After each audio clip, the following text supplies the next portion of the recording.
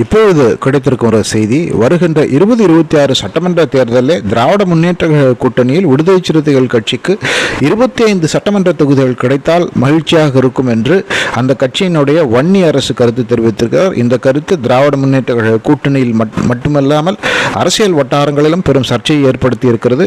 சமீப காலங்களிலே விடுதலை சிறுத்தைகள் கட்சி ஆட்சியிலே அதிகாரம் வேண்டும் என்று பேசி வரும் நிலையிலே 25 தொகுதிகள் கேட்டிருப்பது உறுதியாக திராவிட முன்னேற்ற கழகத்துடைய கூட்டணியிலே சலசலப்பு உண்டாக்கும். விடுதலை சிறுத்தைகள் கட்சிக்கு 25 தொகுதிகள் என்றால் காங்கிரஸ் கட்சிக்கு எத்தனை தொகுதிகள் என்று பலர் கேட்பார்கள். அதே வேளையிலே விடுதலை சிறுத்தைகள் கட்சியினுடைய தலைவர் திருமாவளவனை பொறுத்தவரை திராவிட முன்னேற்ற கழகம் எவ்வளவு கொடுத்தாலும் அதை ஏற்றுக்கொள்வோம் என்று சொல்லியிருக்கிறார். இப்படி இரு தலைவர்களும் மாறி மாறி கருத்து சொல்லியிருப்பது திமுகவிலே சச்சரவை ஏற்படுத்தி இருக்கிறது. வருகின்ற ஆட்சியிலே உறுதியாக அதிகார பங்கு கேட்குமோ விடுதலை சிறுத்தைகள் கட்சி என்று பலரும் யோசிக்க ஆரம்பித்திருக்கிறார்கள். பொறுத்திருந்து பார்க்க வேண்டும்.